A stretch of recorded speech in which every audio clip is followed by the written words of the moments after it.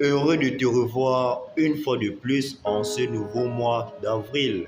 J'ose espérer que par la grâce de Dieu, tu te portes bien et que la joie, la grâce, la paix, l'amour du Seigneur Jésus-Christ soit encore et toujours ton partage. Si c'est le cas pour toi, gloire à Dieu et tant mieux.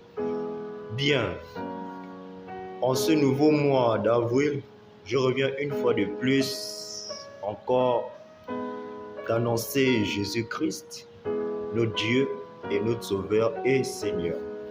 Simplement pour te dire que nous sommes au nouveau mois de l'année, donc le 4e mois, qui est le mois d'avril.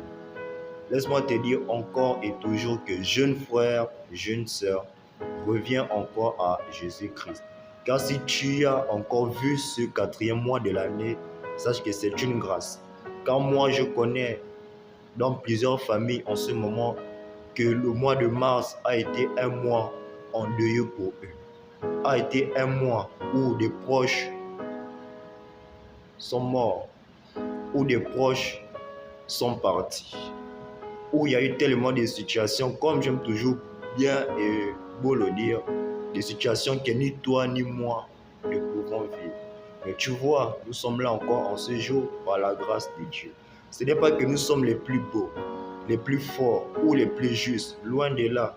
Mais ce n'est qu'une grâce, car la grâce, en fait, c'est quelque chose qu'on ne mérite pas.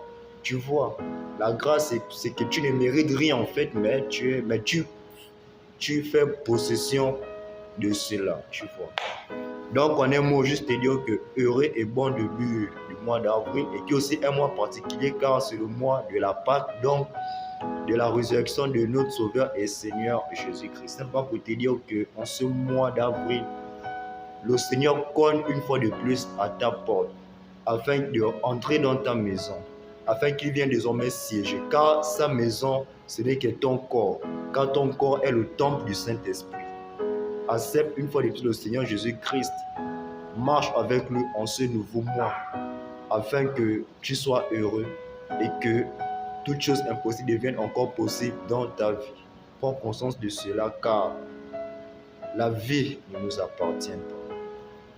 De plus, j'ai décidé que à chaque nouveau mois, donc c'est-à-dire au commencement du mois comme à la fin du mois, une séance de prière sera tenue, une exhortation à la sainteté et suivie d'un enseignement sera suivi donc à chaque début du mois et à chaque fin du mois.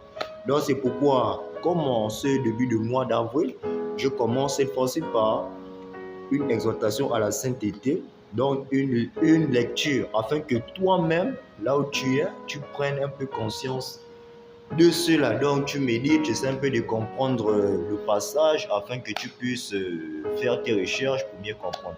Donc j'ai décidé aujourd'hui, en ce nouveau mois d'avril, de commencer l'exhortation à la sainteté dans le livre de Psaume, chapitre 1, du verset 1 à 6. Exhortation à la sainteté dans le livre de Psaume, chapitre 1, du premier verset au verset 6. Je fais la lecture et l'enseignement se suivra tout à l'heure si Dieu le veut.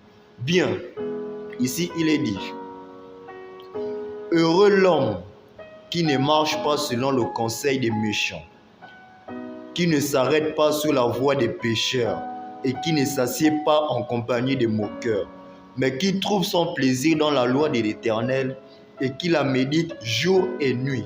Il est comme un arbre planté près d'un courant d'eau, qui donne son fruit en sa saison, et dont le feuillage ne se flétrit point. Tout ce qu'il fait lui réussit. Il n'en est pas ainsi des méchants. Ils sont comme la paille que le vent dissipe. C'est pourquoi les méchants ne résistent pas au jour du jugement, ni les pécheurs dans l'assemblée des justes, car l'Éternel connaît la voie des justes, et la voie des pécheurs mène à la ruine. Donc, ce matin, voici cette exhortation du jour. J'espère que tu méditeras sur cela, bien que tu as suivi. Si c'est le cas, gloire à Dieu. En tout cas, c'est pour toi. Prends soin de mieux essayer de comprendre ce verset. Et je te conseille d'en avoir une Bible, c'est très important, car c'est la discipline et la conduite d'une vie d'un enfant de Dieu. Bien.